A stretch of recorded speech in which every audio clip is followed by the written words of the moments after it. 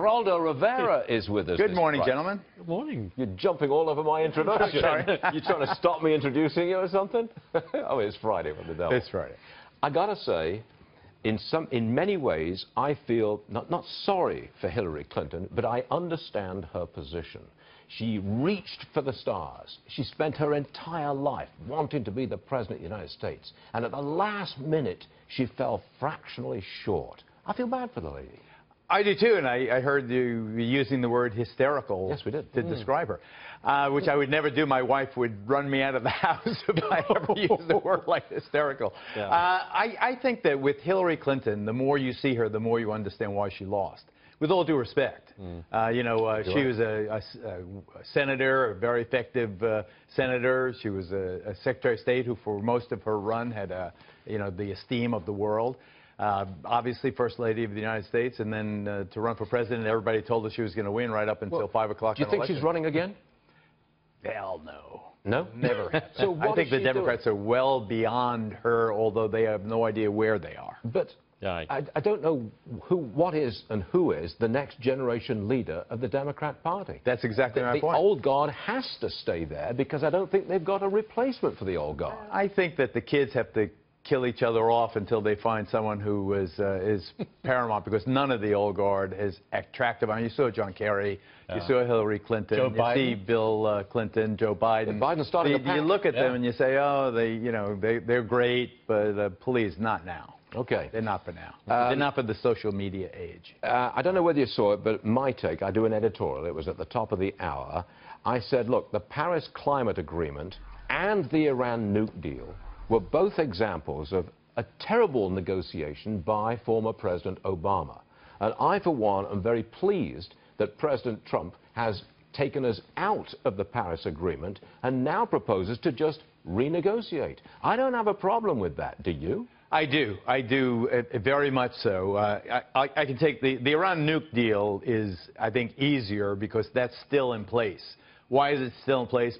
Because despite the unsavory scent that it gives off, there is a tacit agreement among all world leaders that it's working, that Iran is not right now progressing toward a nuclear weapon, that they are complying with the terms of the nuke deal. I think that you cannot deny that the world believes, that Donald Trump believes, Iran is complying with the Iran nuke deal, however better the terms might have been. But here's the thing about negotiation. This is a business show. Trump is a great negotiator. I've known him for 40 years.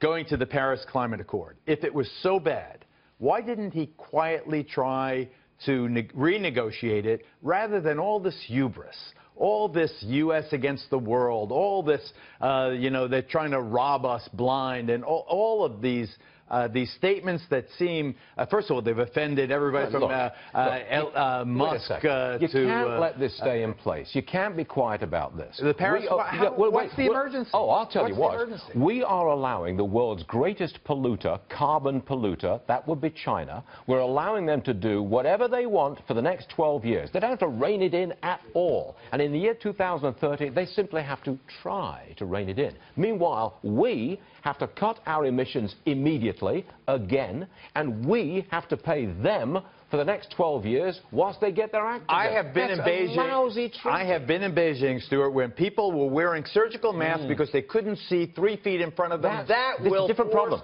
China. That will force China to clean up its act. Problem. Coal is not competitive against natural gas. That will cause it to renegotiate. Different problem. What you're talking about is small wind power. Those things will force a renegotiation and a movement away from coal. I feel bad for coal miners. I felt bad for the buffalo hunters in the 19th century. They killed all the buffalo. They couldn't keep the same job. Coal miners have to move on. This, to move away from the Paris Climate Accord, sets him against half this country and all the rest of the world, and I don't understand why he chose to make this fight so public. If he was going to renegotiate, you do it like you renegotiate. Hey, come here. What about China? Come on. Instead of 12 years, we'll give you 6 years.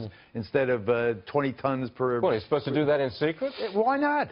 Isn't that the way negotiations happen? I think you should get right out there and say what you think and do what you say. And what has he gained by doing that, aside from scaring 5th graders throughout the world? What does that tell you about what fifth graders around the world are being taught? That's it's another a religion. issue, and a valid issue. It but is not a religion. You cannot deny it, though. It is not a religion. It was a lousy treaty, agreement. It was never a treaty. If it was so good, why didn't President Obama submit it to the Senate for a vote by the American people? Why didn't he do it? Because he knew perfectly well it wouldn't pass. I don't think President Obama is unique in that regard. The Senate is so hopelessly divided parochially on ideological lines. I think that if you want a cleaner earth... I mean, I've been to Miami where the high tide is splashing up on the main boulevard of Miami Beach there. I mean, you cannot deny that the world is changing. We have dropped emissions more than any other industrial country. You know what? We're out of time. Guess what? I'm going to go outside and admit. I'm going to admit right now. Geraldo, thanks for being with us. Thank you, Steve. All right.